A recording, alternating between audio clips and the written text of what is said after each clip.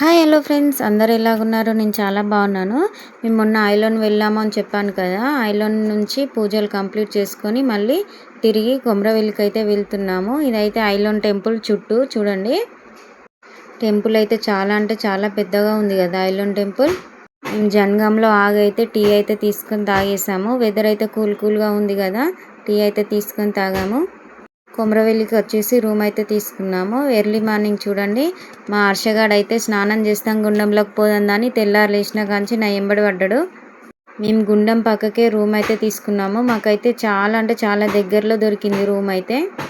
ఇప్పుడు జనాలు అయితే ఎక్కువ లేరు కదా, సో రూమ్ రెంట్స్ కూడా ఎక్కువ లేవు, అన్నీ అవైలబుల్గా ఉన్నాయి. గుండంలో కూడా చూడండి జనాలు అయితే ఎక్కువగా లేరు, పబ్లిక్ అయితే వస్తలేరేమో నాకు తెలిసి. మా హర్షగాడు అయితే గుండంలోకి దిగుతున్నాడు మెల్లమెల్లగా. పొద్దున్న స్టార్ట్ చేశాడు, నేను వాళ్ళ గుండంలోనే స్నానం చేస్తా అనేసి. పాపం వాడు ఎంత ఆశ పెట్టుకున్నాడో వాని ఆశలన్నీ నిరాశలు అయ్యాయి. ఎందుకంటే అక్కడ వాటర్ అనేవి ఎక్కువ లేవు, కనీసం మన ముఖాలు కూడా వస్తలేవు ఆ వాటర్ అనేవి. అయినా అసలు వర్షాలే లేవు కదా, ఆ గుండంలో వాటర్ ఏముంటాయి. ఇక మార్షగారు నన్నే అడుగుతున్నాడు ఎన్ని మునగాలి, ఎట్లా మునగాలి, వాటర్ లేవు కదా కరెక్ట్గా అనేసి. పాపం ఈ ముందు అబ్బాయి చూడు వాటర్ సరిపోక అందులోనే ఎలా బోరుతున్నాడు. ఫైనల్లీ మా హర్షగాడు అయితే ఒక 3 మునుగులు అయితే మునిగాడు, ఎలానో కష్టపడి కిందో మీదో పడి. నువ్వు ఎలాగో గుండంలో మునిగినావు కదా, దేవుని దగ్గరికి పోయి దండం పెట్టుకోరా అంటే వాడు మెల్లమెల్లగా దాన్ని పట్టుకొని చూడు ఎలా వెళ్తున్నాడో. కంప్లీట్గా దేవుని దగ్గరికి అయితే వచ్చేసిండు వాడు. చూడండి వానికి ఎంత భయమో చూడండి, అది పట్టుకొని నడుస్తున్నాడు. ఫైనల్గా దండం అయితే పెట్టేశాడు దేవుడికి.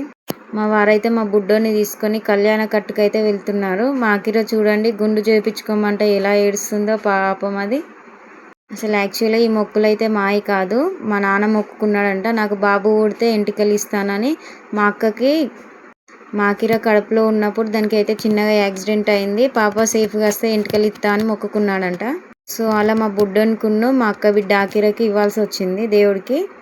పాపం అది అసలే గుండు చేసుకుని చాలాసేపు అయ్యి ఏడవబట్టి ఫైనల్లీ ఎలానో మా బావ బుదరకిచ్చి గుండు దగ్గరికి అయితే తీసుకొచ్చాడు. అయినా ఏడుస్తుంది. కానీ మనం ఎన్నో అనుకుంటాం, కానీ దేవుళ్ళకి ఎంత ఎంటికలు ఇస్తే అంత మంచిదని అంటారు పెద్దవాళ్ళు. కానీ ఈ జనరేషన్లో వాళ్ళు మాత్రం చాలా షేమ్గా ఫీల్ అవుతున్నారు. అబ్బా మాకిరైతే కొంచెం కొంచెం కూల్ అయ్యి గుండె అయితే చేపించుకుంటుంది. మా బుడ్డోడు కూడా చూడండి సైలెంట్గా చేపించుకుంటున్నాడు పాపం. డాడీ చూడండి ఎలా దులుపుతున్నాడు వానికి.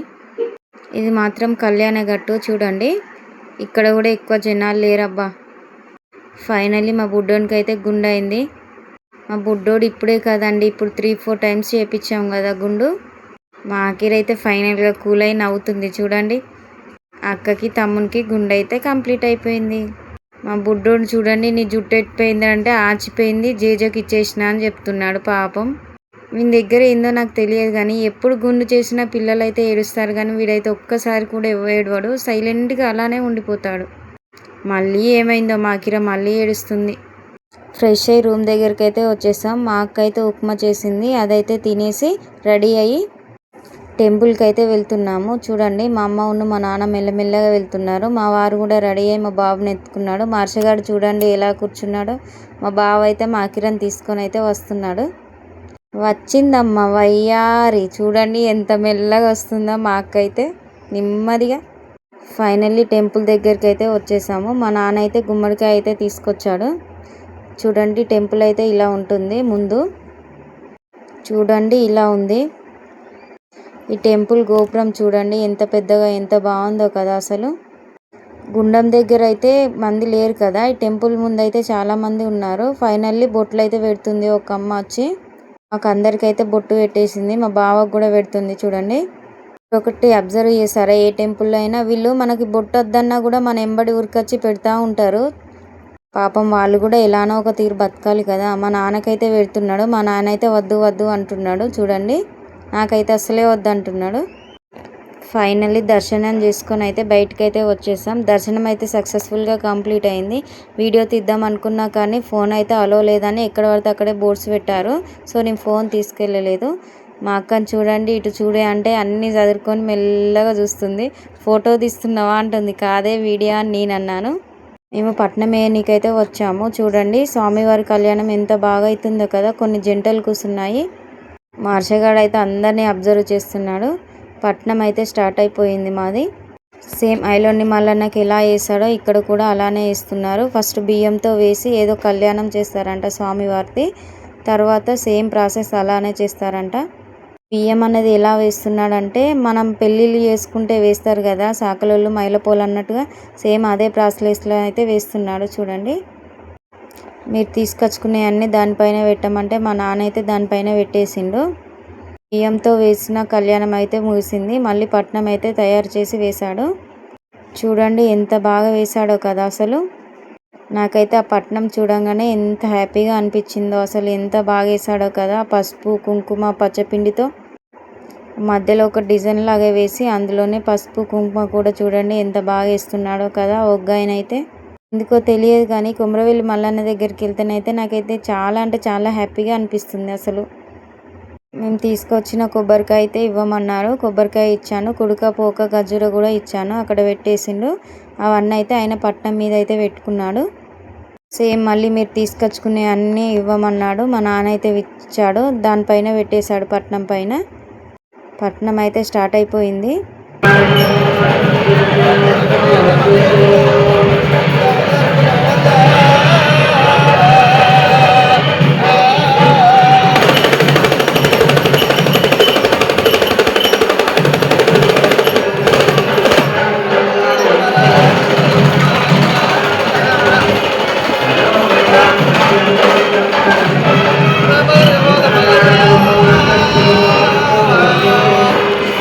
ఒగ్గతనైతే అందరికైతే బొట్టు అయితే పెడుతున్నాడు. పసుపు బండారితో అయితే మా బుడ్డానికి కూడా పెట్టేశాడు. మా హర్షకి కూడా పెట్టాడు. మా బావకి కూడా పెట్టారు.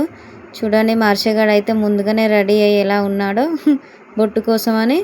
మా హర్షగాడిని అయితే మా నాన్న ఎప్పటికీ కామెంట్ చేస్తూనే ఉంటాడు. వాడు ఏమన్నాడు పాపం సైలెంట్గా స్మైల్ ఇస్తూ ఉంటాడు. ఆ ఒగ్గతనైతే అందరినీ దండం పెట్టమంటే మా వాళ్ళు అయితే పెడుతున్నారు చూడండి. ఒగ్గతను పట్నం ఎలా వేస్తారో మీరు కూడా విని చూడండి ఒకసారి.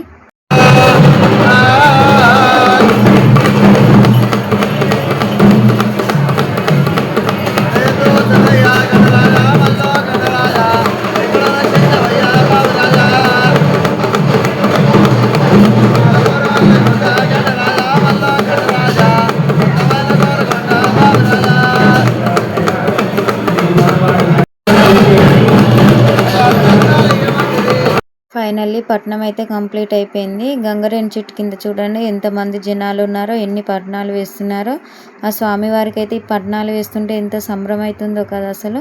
ఫైనల్లీ మా బావ అయితే పూలదండ తీసుకొని చూడండి ఎంత పెద్ద కోరికలు కోరుకుంటున్నాడో ఏమో, అంతసేపు మొక్కుతున్నాడు.